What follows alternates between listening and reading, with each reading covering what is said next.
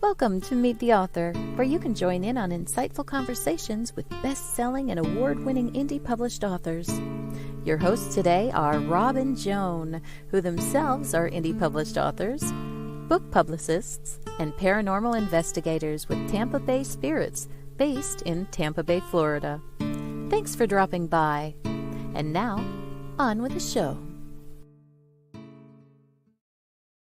Hi, I'm Rob. And I'm Joan. We're so glad that you're watching tonight, whether you're watching live or you're watching later on, or you're listening to the podcast. We're really glad you joined our audience. We appreciate all of you. And we already have 2 comments. Let me bring you in, and then I'll tell you some news. Joe Conjal says, hi, Rob and Joan. Hey, Joe. Hi, Joe. Marjorie Deering says, happy Wednesday, everyone. Hey, Marjorie. CW, I was thinking about you today. Howdy, Rob and Joan. How are you all doing? As you all know, George is always in the audience. George Dismukes, you all know him, author, playwright, screenwriter, animal wrangler, movie actor. Retired Hollywood scriptwriter. Yes. His internet went out today, so he's going to be watching us, hopefully, on his beautiful wife, Nadine's phone, and commenting through the phone. So Rob will be taking his messages, and we'll be doing it that way. So that'll be fun. That'll be different. Psychically. Yeah. Maybe. You never know. Yeah. Connie Clary says, hello, everyone. Hi, Connie. Glad that you're in the audience. Hey, good to see you. So, episode rewind this Saturday is Joseph Caribas, episode 101. That's 5:30 p.m. Eastern Time, right here where you're watching this show. Next Wednesday, we have the privilege of having author-publisher C.J. Peterson on from Texas Sisters Press. And this next week, same time here, same place. You all know 7 o'clock C.J., Eastern right? Time. And she's also got the Book World, The Great Escape podcast every Wednesday at 1 o'clock Central Time. So want to tune into that in the afternoon before you come over here in the evening to tune into us. Voice of Indie podcast immediately after this show. And at the end of our show, there will be a little film that tells you how to get over to their podcast. Yeah, it's such a complicated thing that there has to be film instructions on how to get there, but it's worth it to go. Do you know who the guest is tonight? I do not. I don't either. I do not. I saw an ad for it today, but I didn't write it down because I was doing something else. Do want to tell you a little bit of news. We hit the 45,000 download mark on our audio, on the audios. So we're climbing steadily. Again, after we left on our 2-month vacation, we kind of slowed down a little bit, but it's kicked back into high gear. The top 8 countries right now, and we want to thank every one of those, the people in those countries for tuning in, and we hope you'll continue to tune in. Number 8 is Hong Kong. Number 7 is Bangladesh. Number 6 is the UK. Come on, UK, step it up there. Number 5 Number 5 is India. Number 4 is Canada. Number 3, believe it or not, is South Africa. And number 2 is Australia. And they're carrying about 10% of our shows right now. Yeah, so. I know what that is. That's Paul Rushworth Brown. Yeah. And, thanks, Paul. Thank you, Paul. And that's U.S., of course, is number 1. Just a minute. Connie Clary says, hey, thank you. Glad to see you too. C.W. Hawes said, yay. Joe Conjal says, congrats, which thank you. Thank you. And Paul Hollis says, hi, Robin Joan. Hi, Hi, Paul. Paul. Glad that you're in the audience. George Dismukes, you didn't hear. I don't know if you were on already, but he's going to be watching us on his telephone. His Hopefully. internet was knocked out. Well, he probably told you that already. Anyway, in the news, this Monday, we have the release of the Magnolia Bluff Crime Chronicles, Book 18 is the next installment in that series. And the launch is Monday. It's 10 Million Ways to Die by none other than C.W. Hawes. And we're yay, looking forward to C.W., that. exciting. And then hopefully and Paul, you probably know better than we do, Return of the Jaguar, the fourth book in George Dismukes' Jaguar series, he was hoping late October, let's say late October, early November. We can expect that. And I've already read a portion of it, and it's really good. It is really good. Joe Conjal says, looking forward to CW's book. Yes, so are we. So are we. Yep. I mean, I'm really looking forward to that. Two of my favorite characters are in that book. Right. Ember and Harry. Right. So anything else you want to chat about? Nope, I don't think so. I think our guests probably would rather come forward than us. Would you like to introduce them? Yeah, tonight we have Jeffrey Neil KIPPEL and Mindy Heather Blackstein, the formidable duo behind Amazon's #1 best-selling series, The Ridiculous. They're not only successful authors, but also fervent advocates of self-love and wellness. Now, we did talk to them before the show, and we did not find them ridiculous. No.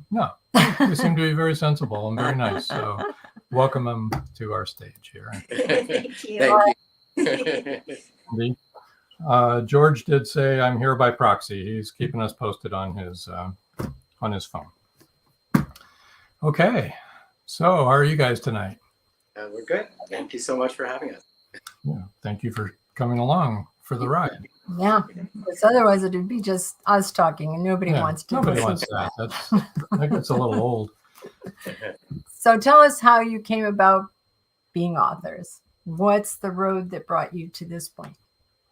The road, great question. Yeah. It's different for both of us. It is. So for me, I Okay. started writing this book when I was in my mid-teens, around 16 or so. And I started writing it because I loved Douglas Adams, and the book stopped from Douglas Adams. He was no longer with us. And I wanted the story of Hitchhiker's Guide to continue. So I created my own world with that. And I always came back to either writing a bit more to the chapters or to the book throughout my life and throughout my career when I needed my own pick-me-up, where I had inspiration to do so. And it was when the world sort of locked down. Mindy had really suggested and challenged me and inspired me to go back to finishing a passion project that I always wanted to finish. So that got finished up with Mindy's help as being sort of the development editor and coming on and helping to steer it in the right way. Now you want to jump in. Yeah. So that was his story. Mine was, it was just by happenstance. I happened to be an editor, and I like working with words. And he asked me to read his book, and I had some suggestions, and we just ended up like merging and writing it together. So that's how I became an author. Awesome. And did you enjoy that process? So, Mindy? yeah, go ahead. Mindy?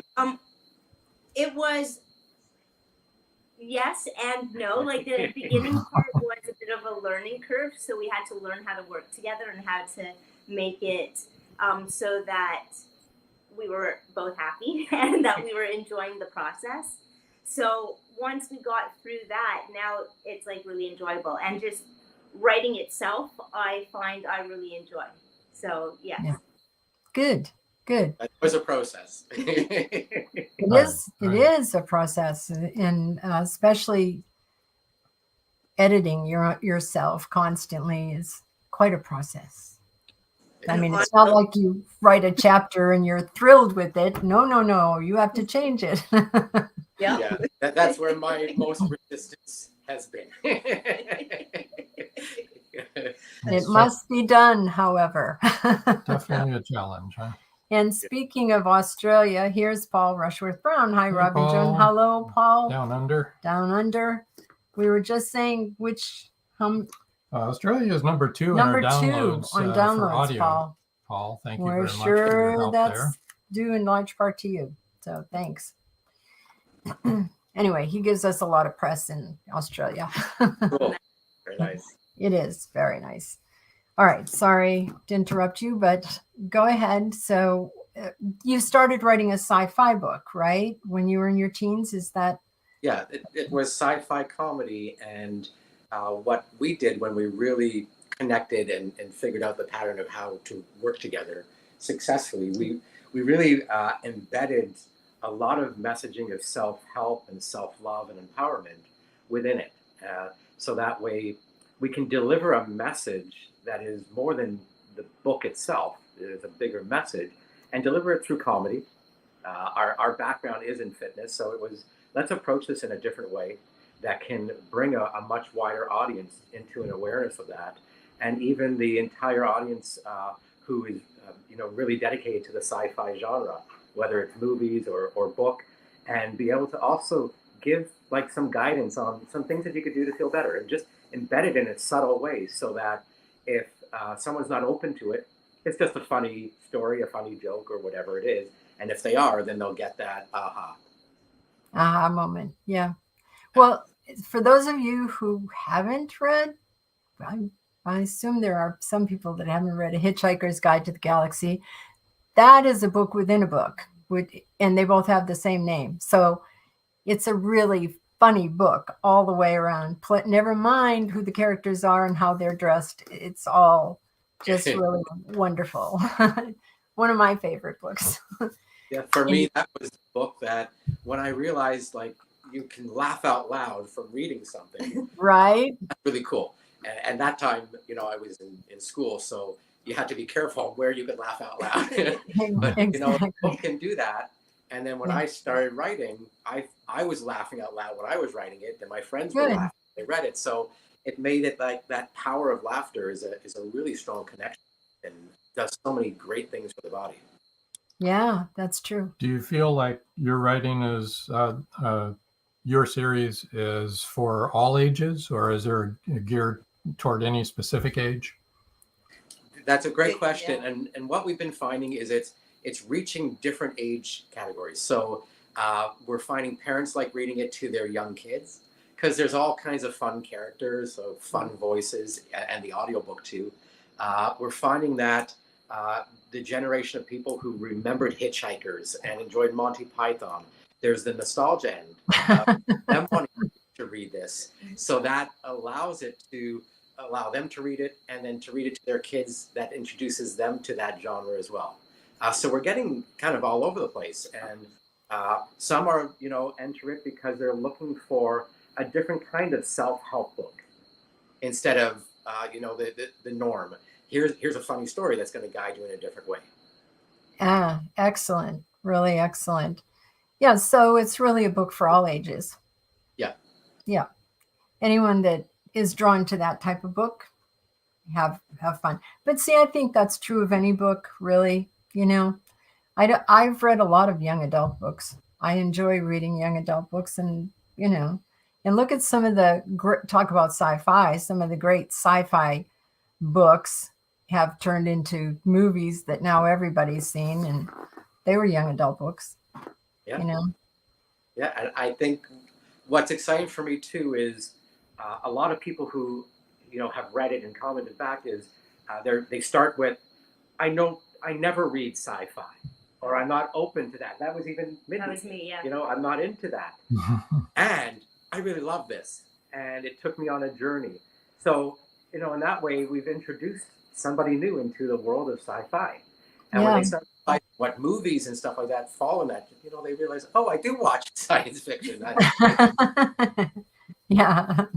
Yeah. There's a very thin line, I think, a broad line between fantasy and science fiction anyway. You can, they can each have a little bit of both, some people even say that our books have science fiction in, but they don't. It's all true technical stuff. It's just crazy stuff.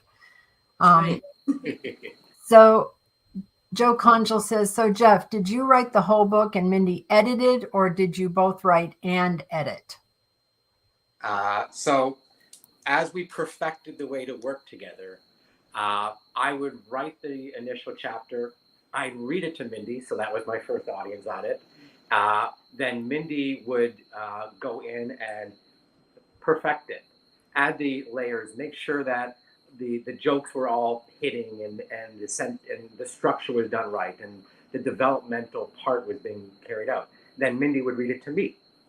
And now I take that and now together we'll make any changes and then do another run. Well, many other runs. Yeah, and I'll just add to that because I was editing it and I had to like layer in the jokes and make things kind of all connect at different points in the book, I did end up writing large chunks of it. So, but it was all interspersed with what Jeff had already written. Interesting. And how I know that you have book number 2 and book number 3 lined up, ready to go in the future.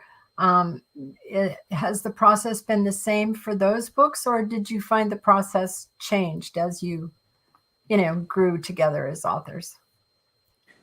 Book 2, the process has been like smoother than the book 1. You know where it became complicated? Not complicated. Just it took longer. With book 1, we wrote it, we did it, and then we said, okay, this is great. Well, I said it's great after the first draft. Keep going. And it's like, we have to read it again? Back and forth. Yes, we have to read it again. No, I don't want to read it again. Yes, you have to. And when we had the audiobook done, now we had somebody else who's now reading it and giving some of their comments and suggestions. And then we were hearing it from a different set of, eyes and ears and everything else. And then went back and tweaked it again. And then it went back to the audio person again and then back. So that process took a lot longer because of the way we did it. But yeah, we've perfected it a lot better. And book 2 is probably halfway or 3/4 edited. I think book 3 will be even smoother. Paul Hollis, who's in the audience tonight, said one time that after you've edited it 3,000 times, you're really sick of the book. And unfortunately, that's the truth. But then years go by and you reread it again and you go, well, that was pretty good. That's not so bad. Chris Chrisman's in the audience. Hello, Chris. Hi, Chris. He says, hello, everyone. We're glad that you're here. Yes. So it is quite a process, right? Our process is a little bit like that, what you said, except that we both write. We both author and we both edit. So, we have to go back and forth about what we want to finally end up with. So I suppose it does take longer than if you're writing by yourself, but I appreciate it better because you just said something that we do, which is we read it to each other. And you pick up things that you don't pick up if you're all by yourself. He was wearing a tie in 5 paragraphs ago, but he's not wearing one now. What's going on? That kind of thing. No, obviously. And then if you realize, well, let's keep that. Well, then someone has to go back and rewrite that section again, right? So that's right. That's right. That's exactly right. That's what happens. It happened for us often. Yeah. Joe Conjal says, what type of marketing are you doing for the book? Anything particular that works better than other types of marketing? Yeah, great question. We're experimenting in all kinds of different things because we haven't found exactly what works. One of the things that we're doing now is we're building a companion community online and as an app so that when people read the book and if there's specific actions and things that can be takeaways, now there's a community with experts in everything from wellness to empowerment to creativity who can guide them on the ways that they can, be better as a human or perfect their craft and things like that. So that's a different type of marketing that we're doing. I think one of the best things that we've seen, that there's 2. One is doing podcast shows, being out there and being able to get the message out in a different way. And it's not just about read my book and here's the one tagline. It's people getting to know who you are. Exactly. Right. And Amazon, doing advertising on Amazon, I believe has helped a lot too. And I'll add in one more thing. We also went to bookstores, and by actually walking in to, the independent ones, they're excited to have people walk in and show them their book. And because now they have the opportunity to decide to buy it, and now they carry it there. So we found that was a really good strategy to just like be bold and go in and just talk to the people there. And this summer we did a whole bunch of markets. So all kinds of different festivals and stuff like that. And that was great because you're talking to people directly. I know. And Mindy would go up to people and show the book and we wrote this. And they oh, that's cool. And then we found we're very supportive of that. Just understanding, okay, yeah, we wrote this. We're the authors. Yeah, we'll sign it for you. So that was a lot of fun. So it's just always looking outside the box and doing different things, I think is best. We just found one of our books for sale online that we had signed years ago. And it's selling for $65, the paperback, because it's signed by both of us. And we were like, oh, that's very cool. If they hold on to it long enough, that's going to be really cheap. Anyway, we need to take a break and hear from give you guys a word from our sponsors. So if you'll hang on for a few minutes, don't go away, folks. We'll come back and. Yeah, but I just wanted to say, if anyone wants a signed book, we'll do it a lot cheaper. We'll do it a lot less than that. Yeah, sure. Never mind. 45. That was a joke. Yeah, no, just kidding. Okay. So don't go away, folks. We'll be right back. It's 1919, and Eric Laska returns from the war in Europe. Two new enemies await him in the small coal mining town he calls home. One is a threat to his relationship with Rebecca, the love of his life. The other, a bloodthirsty beast, is stalking the mining town residents. The townspeople suspect Eric of one of the killings. An old man and Rebecca's 11-year-old sister have seen the beast, but only Eric believes their story. To protect the town and clear his name, he's forced to prove the werewolf exists. Available on Amazon. The Horror Within by Marjorie Swift Doring. Paradise, my prison. Charlie Flint awakens from a deep sleep and finds himself alone on a tropical beach surrounded by a palm tree jungle and exotic animals. He cannot remember who he is or anything about his life. First, he must find food and build shelter and protect himself from hidden dangers. As his memory gradually returns, it reveals what a very flawed person he is. A man who made too many mistakes, made too many enemies. The implications of the truth are staggering. How did Charlie get there? And will he save himself? Paradise, My Prison is the riveting new suspense thriller from retired Hollywood scriptwriter George Dismukes. Paradise, My Prison by George Dismukes is available in jacketed hardcover, softcover, and all ebook formats worldwide. Madison Jackson loved being a cop. A young girl is raped and murdered near Burnett Reservoir. Madison vows to get justice for the child. Madison travels to the heart of Mexican cartel country. She is kidnapped, tortured. Will Madison ever make it home?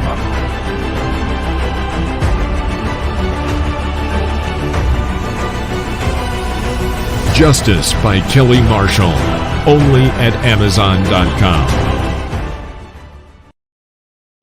And we're back. Yes. Hello. Hello. Hello. Well, So on your audiobook, does the narrator do all different voices for you guys? Oh yeah.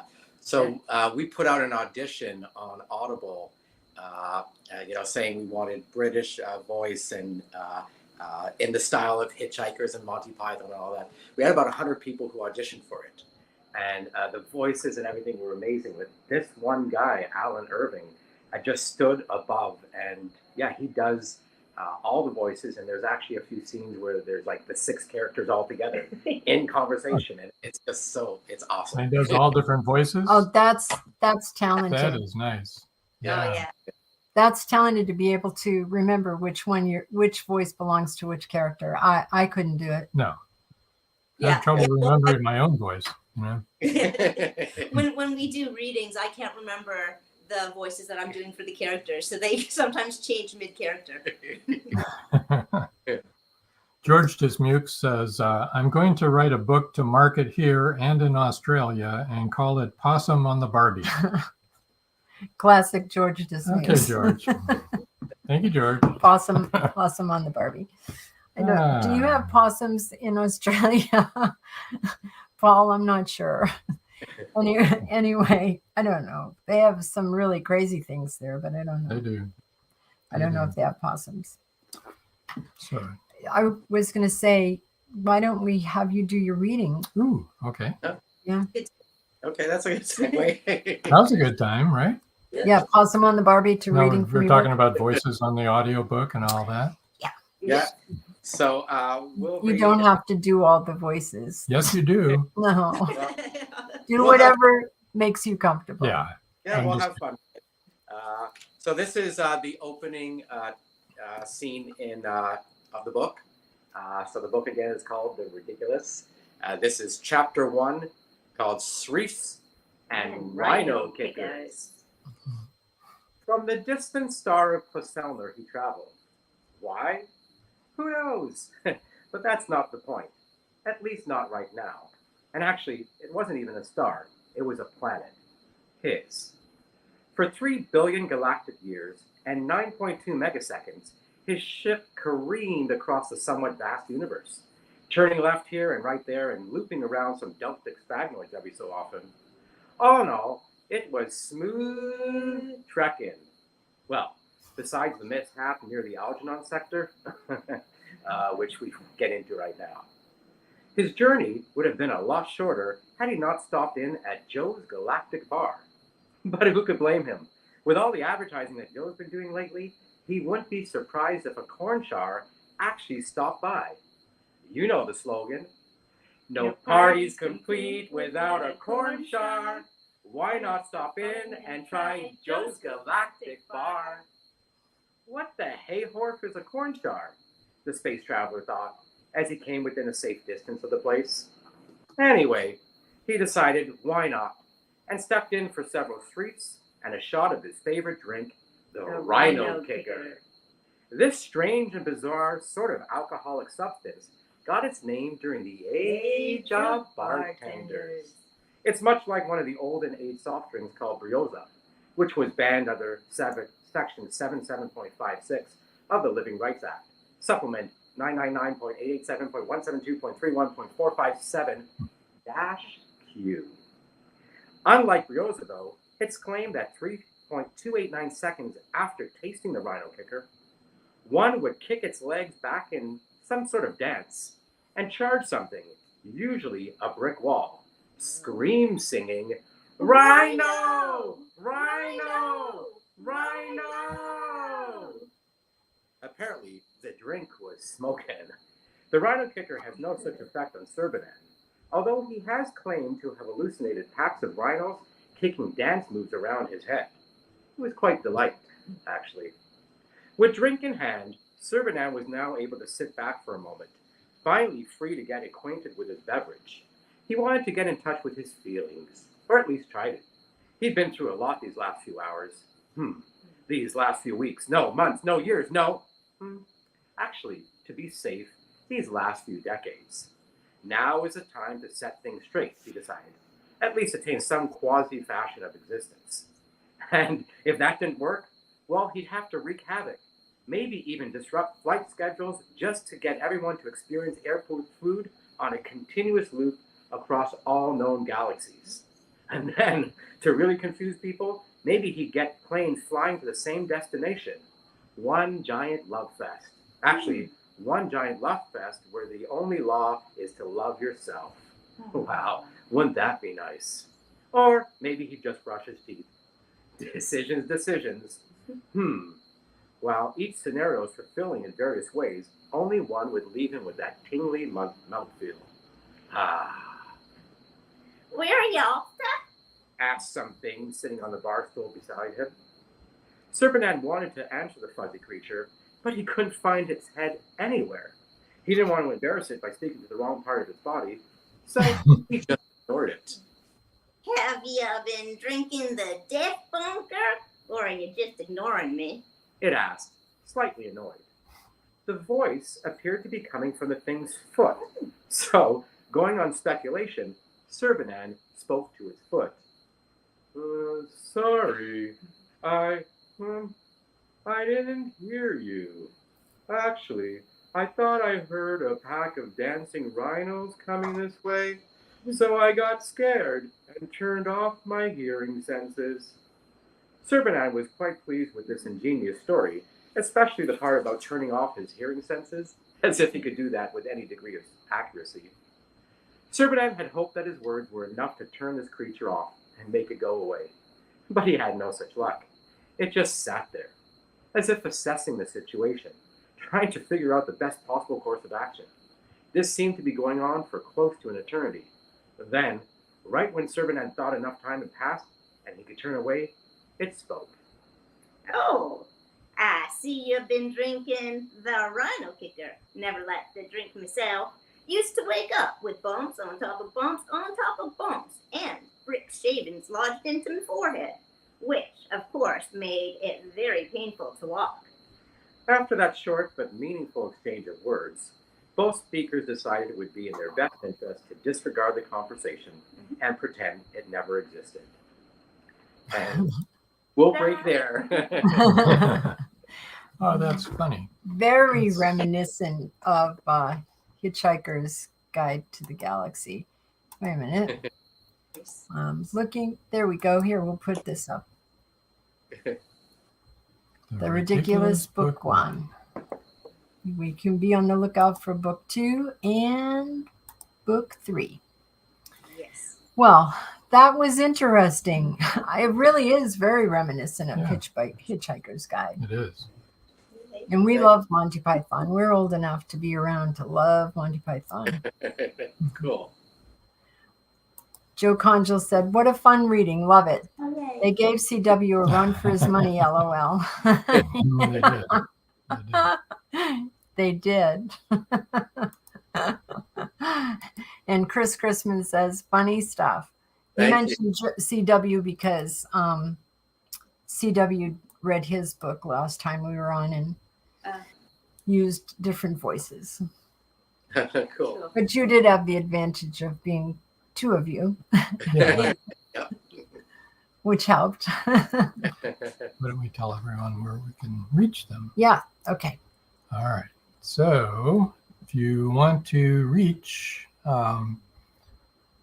Jeff and Mindy, their website is www.actridiculous.com. That's ACTRIDICULOUS.com.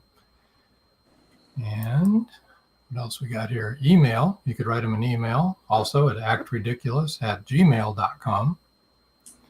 And we'll go ahead and do our book giveaway. So everybody get ready, start typing. The first 3 people to email actridiculous@gmail.com will win an ebook copy of The Ridiculous Book 1. And Jeff and Mindy will come to your house and read to you.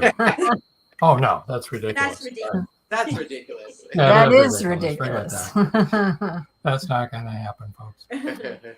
So I noticed right off the bat, though, that you brought in feelings right away in the first chapter. And so go ahead.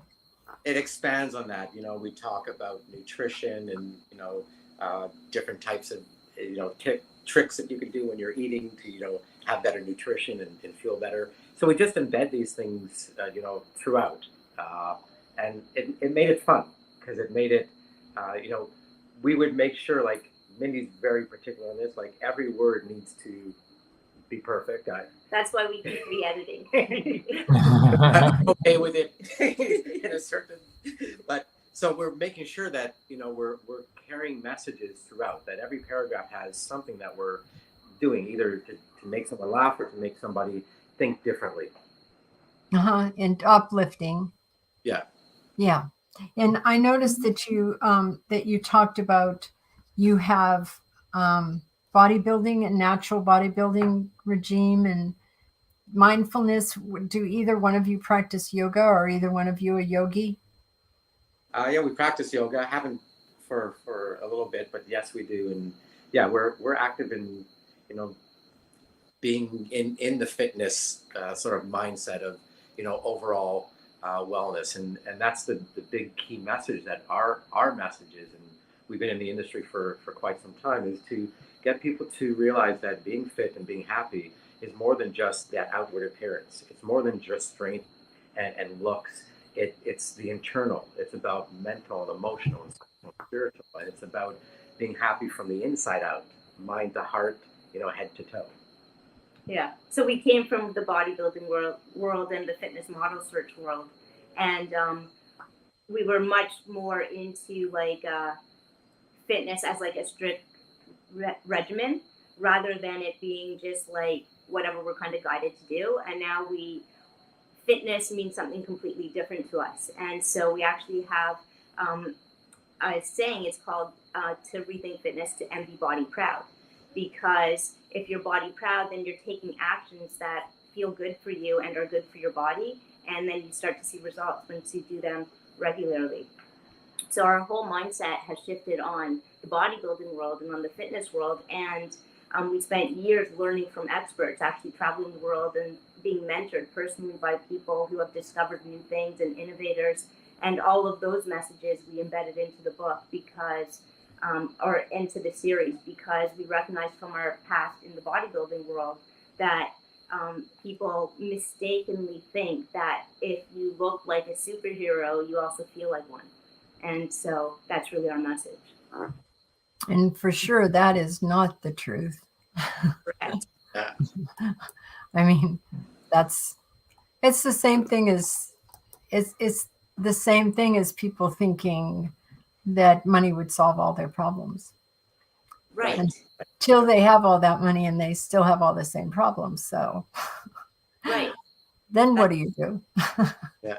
Yeah. Then you turn to mindset and meditation, and you go to the strategies that help you feel good. And there are things that work. Mm-hmm. There are. I mean, I think everybody has to follow their own path and get there. But yeah, I do think that there's things that work. We've actually been on the planet long enough that we're at a place where we're pretty comfortable. So, but it was a bumpy ride. Yeah. But you learn from the bumps. You should. Some Yeah. people don't. Right. But Yeah. it's a much better ride if you do. Yeah, you just have to choose to. And if you choose to, you can. Exactly. And we all have free will and we can all choose that. Yeah. Yeah. Yeah. And we are definitely all the captain of our own ship, and we can't blame anybody else for anything. We have to own it. And once you can do that, I think it goes a lot better for you. C.W. Hawes says you have to be your own best friend. That's right, C.W. And that's probably the most difficult thing in the world, is to be your own best friend. Yeah. I think it's much easier to be somebody else's best friend. It's funny. Joe asked this question. They kind of answered it, but Yeah. What? Right here. About Okay. Outlining. Joe asked this earlier. Did you outline or plan out the whole book ahead of time, or are you a pantser? That's a Flying great by the question. seat of your pants.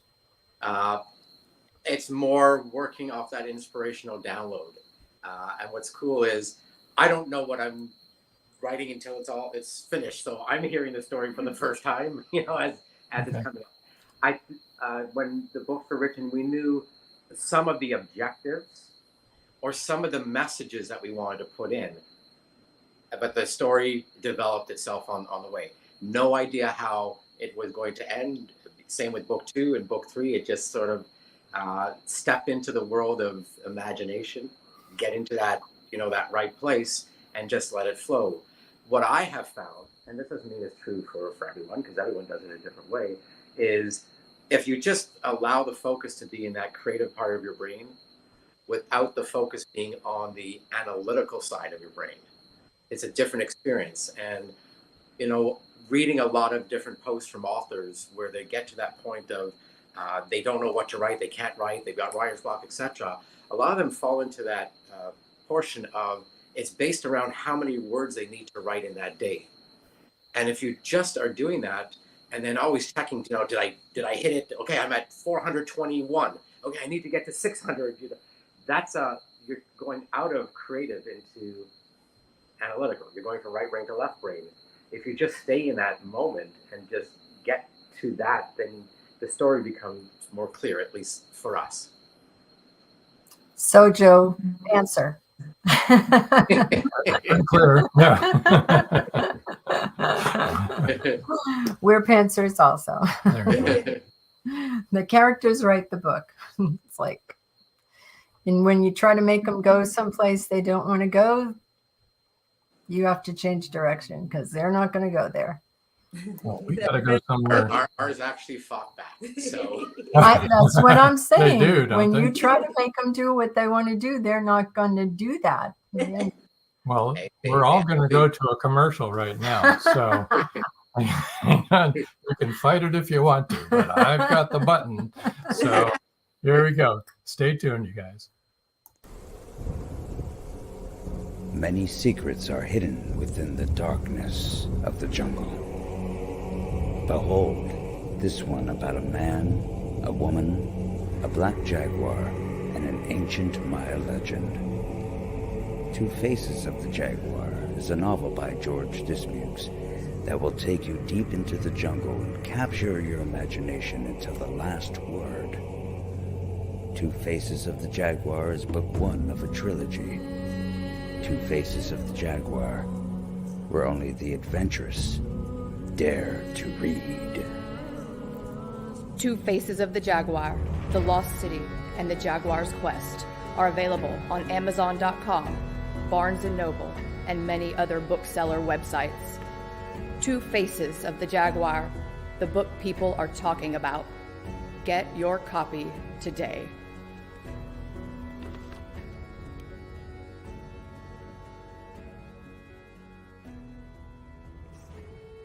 The clock is ticking. Can Gracie uncover the truth? Philip Pliant is the wealthy opportunist plastics dealer and CEO of Pliant Industries. He's also a master thief, creating a pervasive threat to the manufacturing infrastructure in the Caribbean islands markets. With the cartel as his stealth client, the naive city leaders have been seduced, enabling the production of more than three-dimensional building materials. The expected profits are monstrous. Is the art group, now led by Gracie and the family heirs, strong enough to win against this predator? Can JJ's cats act on the root cause analysis in time? Will Gracie be able to squash Pliant and the cartels? Gracie never considered their lives would hang in the balance. The clock is ticking. 5, 4, 3.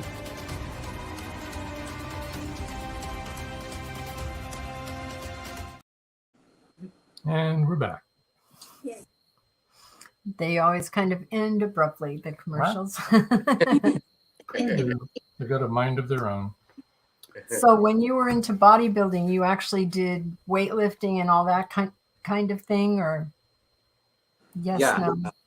So I had the desire for us was to change the industry and provide a different pathway for those who wanted to train naturally, meaning without the use of drugs and steroids.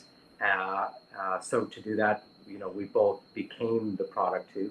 Mindy, went through her transformation to be as a fitness model and, appeared on magazines and things like that. I went through the process to get my physique to compete.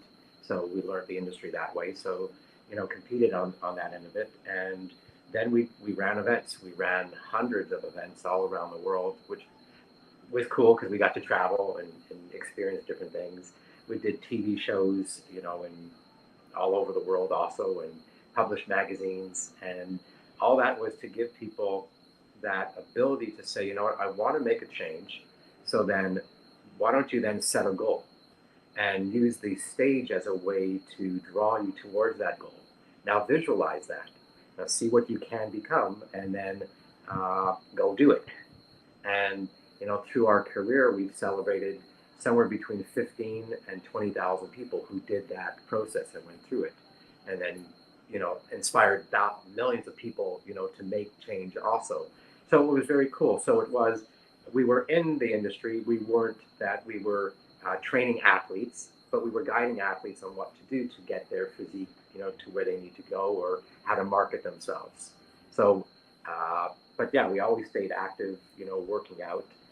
But that's changed over time too, like Mindy was saying. We much more focus on core fitness and different strengths. And you were asking about yoga, and there's so many different disciplines that to get you to where you need to go. And if you also embed it with the mindset and you ignite that, amazing things can happen. Oh, that is really inspiring. That's really great, especially natural bodybuilding, and instead of all of these kids taking steroids, and that's not good. It never ends well for them. Just doesn't. Yeah. Just seen too many kids go off the rails with trying to do that. It's really, really hard. But so that's really good. And to be happy with what you can do through a natural bodybuilding, right? Which is different, looks different than if you're taking steroids. Yeah. It certainly does. Yeah. Yes. And so it's good to get that image out there as this is a great image, right? This is what you should be working for. And so that's really admirable. I mean, you said you reached 15 to 20,000 people who then reached other people. Yeah, that's exciting. Yeah. Thank you. Yeah, it pretty much like ignited a culture, and it was like a niche. It grew like exponentially, and it's still going strong now, the whole industry. Are you still involved in that? We're from a different standpoint now. Being able to bring people together into community where they can learn from or get inspired by the experts that have information and insights and innovations to share to help people on that journey. So we're approaching it from a different standpoint, not running the events, but giving just the right pathways. A lot of people just don't know where to start. And if you just rely on social media and follow someone because they're a star, they're in a TV show or a magazine, doesn't mean that they're fully educated to share that information. And we want people together in a community that was really about wholesome products and proven methods and authenticated role models that are based on accountability, authenticity, and transparency. Yeah, that's really good stuff. Really is excellent. Yeah, so basically we're going from bodybuilding, and we're saying beyond bodybuilding, it's about being body proud. And we're giving people all the actions and the tools and the experts and the recognition for taking those steps and actually having that kind of mindset shift and going, wow, I love how I feel. I feel great. Or I walked by and I was so proud of myself, and catching these moments. So we're giving people these little steps on their journey that they could take so that they actually have those types of thoughts and feelings. And we're translating that also to authors and musicians, because if you understand how you can get yourself into that in the moment space, well, if you can do that, the output you're going to do is so much stronger. You're going to get so much more done, maybe in a more compressed time, and you're going to enjoy that process. But how do you get to that state? Well, you got to take some baby steps, because you can't just jump forward, and how are you going to choose the environment where you're writing? What is the whole mental health aspect of it, of making it something that's positive and empowering that you're doing, and how to get into that place? So we want to be able to show anybody from whatever background or age or abilities that you can be happy, you can be fit. It's a process. How do you do it, and what's important to you? Have you considered writing a guide or, a series of guides to help people that way in that industry? Other through ridiculousness. Other than Yeah. Well, two things. We do have a book that's already in the works on that. Yeah, And that's called Rethink Fit to Be Body Proud, and it's a bit of our journey and how we help shape the industry, but also here's a toolkit. There you go. Oh, great. That's good. And the community that we're building is that. It's like it's a living guide. so it's not just us who's telling the information, it's all these experts who are the ones who are leading the industries. Yeah, and giving Excellent. people tools. Nice. Nice. Yeah. Thank The you. people who can speak to nutrition and different aspects like that. Yeah, Health. and the community itself is a gamified community, which means people are rewarded for taking good for me actions. They earn badges, they go on missions, they earn points and all that kind of stuff. And it's really just by doing things to help yourself and having an accountability partner and using that gamification as accountability. And now people are more apt to stay engaged and go on their journey because they know that there's somewhere that they can keep track of that. And Prizes. Go ahead. Did you finish your thoughts, Mindy? I can continue, but yeah, I did. But yeah, it's prizes, like even for your audience, people can give away books and things like that, because we want people to get into a state where they can just kind of like be in the flow and not have worry and all that kind of stuff going on. So to get immersed in a book, that's something great for people to get into. And a lot of people aren't reading these days, and we want to ignite people to inspire them so they have to pick up a book again. We do too. We do too. Joe Conjal said, did you win any awards as bodybuilders?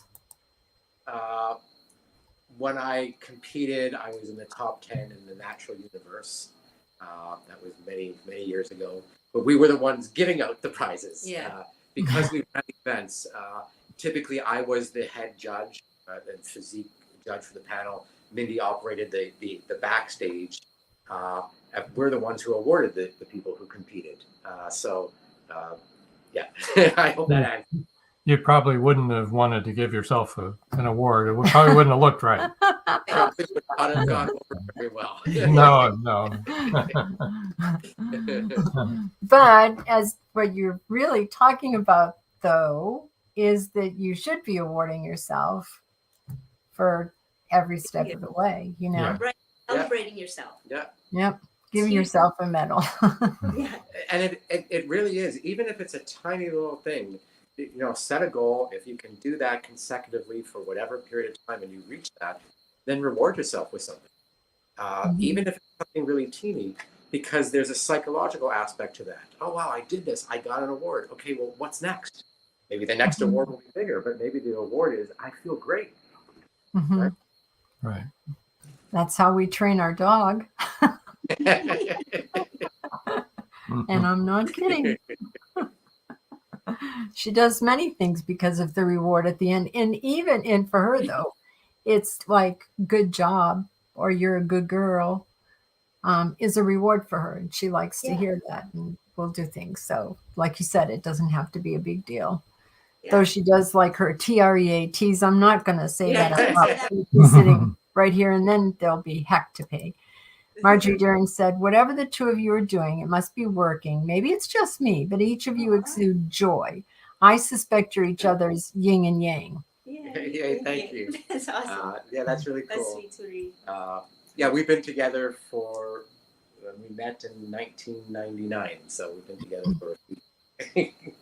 Did you party like it was 1999? I'm sorry, it had to be said. Somebody had to say it. I know. 1999. Well, good. We've been together 47 years. Oh, wow, nice. That's amazing. I know. It is amazing. It is amazing. It's been great. I wouldn't be who I am without him. And that's the truth. Same here. Yeah, I know. I wouldn't be the same without me. No, without you. And that's been my life for 47 years. Boom. Dad jokes all day long. Well, before we wind up here, I did want to ask you about your publishing experience, publishing your book and your audio book. How did you find that? Did you find that to be easy, or what kind of experience did you have? Well, other than the mistake we made. Yeah, I mean, we grew with it. I mean, when the first book the first version of the book, at that time, I thought I could do everything. So the cover was a picture I had taken. It was a nice picture. It was a nice picture, but it wasn't what it needed to be. It was when, like in any business, when you're able to let go and say, okay, I'm good at these certain things. If I can gather experts around me, and expert doesn't mean that it has to cost a tremendous amount of money. And so we found someone on Fiverr and, found the right person to do the cover. At the beginning, I thought, well, I could do the audiobook. And, we found the right person to do that. So we just had to go through those phases. At first, I can do the formatting, and that's easy. You just click this button, right? And then we, got someone to format it. Oops. And then, we relied on a few other things which were really, really helpful for any author that's starting out. Is we hired someone from Fiverr that had experience writing the description. Because for us, that was hard to be able to do because we're so close to it. It was, Right. Having somebody else be able to do that and write that description, which to us was a really, really big help. So it was just relying on people that are expert in what they do and have them, and seek that guidance. But the process itself, it's just lengthy. It's a lot of work. You finish writing the book and it's not like, oh, it's done, yay, yay. But there's all the other steps along the way now, right? Yeah. And it's learning that, oh, you have to do formatting, otherwise it's going to look like this, and this is the way to do it. So yeah, that was a learning curve, and it still is. And then we had another learning curve because we misdirected the link for the book sale for book 1, which is out, and it went to book 2. So it told everyone who went to go buy it that it's no longer in stock. Yeah, so that was a little, It was a little hiccup. So we've learned a number of things along the way. Well, like you said, it's a learning process. So Yeah. And things change too. I mean, as far as the way they do things change. So by the time you do book 2 and book 3, you're probably going to run into different roadblocks. Yeah. Different things Yeah, along it keeps the way. the industry is changing rapidly. Technology is changing and Yeah. everything. Oh, yeah. And like Paul Hollis had said the other day, when he first was writing and we were first writing, Amazon had 1 million books listed, and now they have 32 million. It's a whole different game than it used to be. Yeah. And even being with the publisher now is different than it used to be. It just isn't like it used to be years ago. Publisher really doesn't do anything. You have to do your own marketing. We have New York Times bestsellers on our show that are doing their own marketing. Wow. Yeah. Kind of I sad. know. It's a sad state of affairs. They get $100,000 up front to write the book, and the publishers do some marketing, but they have to get out there and book all their own shows on podcasts and get themselves in the paper, and some of them have enough money to hire handlers who do all that, agents that do their TV appearances, and agents that do different aspects of it, but they're still doing it themselves, which is disheartening if you want to know the truth. We could grow out of Maybe that, right? we could, reach that point where somebody else would do all that stuff, but that is never going to happen. I think that's hard for new authors too, is to market themselves and to sell themselves. Yeah, the marketing end is a black hole for sure. Because I think we've all been taught to be modest, and you can't have false humility and say, you've got to say, this is a great book, and it's really difficult. I think that's the part the authors find the hardest when they first write. Well, within our community, thank you.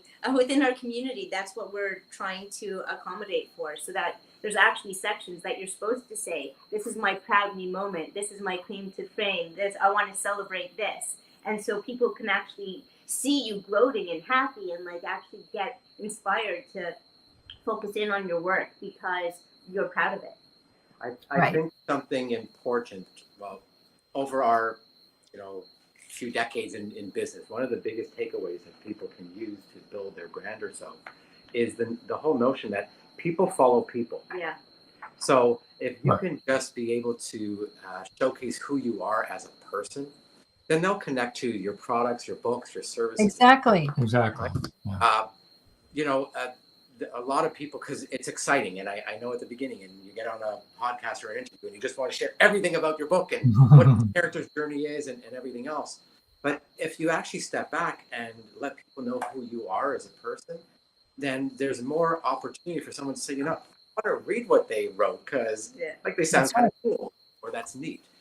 So that's a really big part of it. And we built our community around that aspect to help people really just show who they are, walk the walk, talk the talk, and then people will come to you.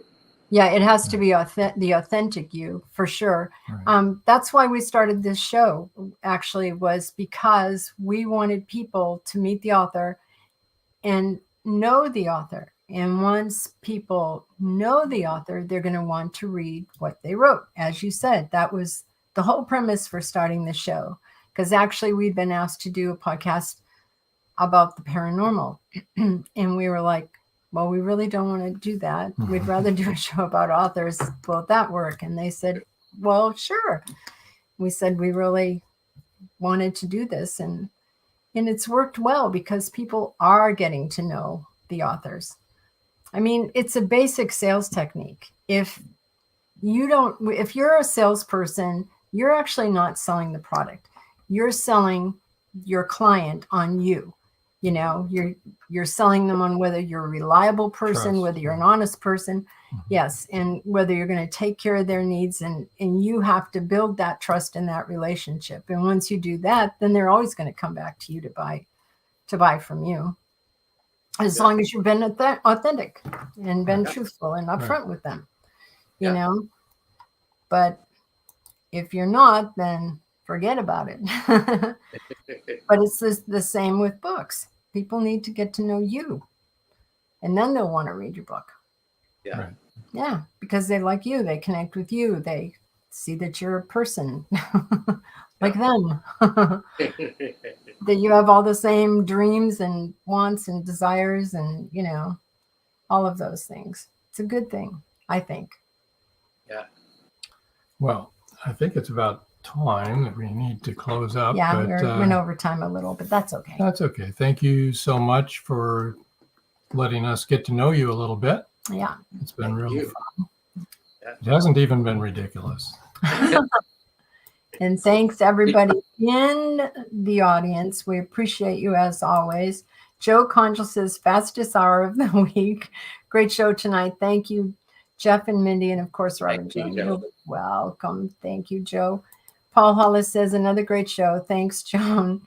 Rob, Mindy, and Jeff. Thanks. C.W. Hawes said, good show, Rob and Joan. And thanks, Jeff and Mindy. Good advice. Thank you, C.W.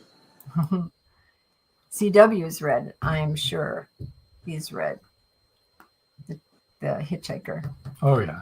Hitchhiker's Guide to the Universe. Yeah. All right. So we're going to move you over to the side, and we're going to close out here. Thanks again. Thank you. Hang around, and we'll chat with you in a little bit here. I want to remind everybody to come back next week, same time here, 7 o'clock, for our visit with C.J. Peterson, author and publisher, Texas Sisters Press, and podcaster as well. Is it still Texas Sisters Press when they've moved to Oklahoma? Well, that vote isn't all in on that. And we'll find that out. That's something we'll find out next week. Tune in, and you will find out. Yeah, there you go. John Adams. Hi, John. Hi, John. He says, well done. Thank you for sharing. Thank you for joining us. Yes, indeed. Okay. Well, any more comments before we go off the air? This is your last shot. Okay. All righty. Well, until next time. That's all, folks. Night.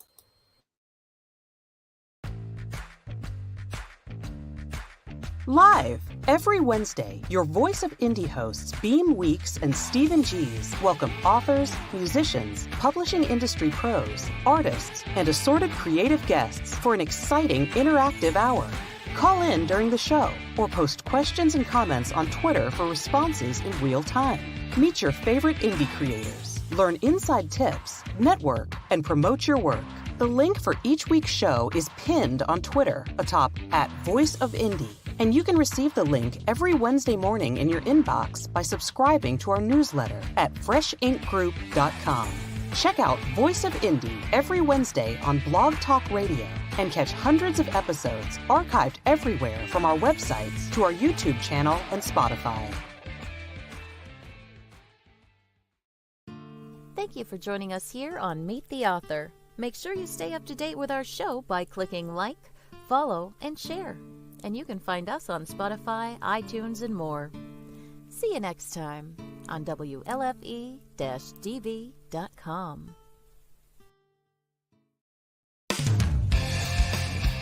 You've been listening to WLFE-DB.com, where our shows are your shows.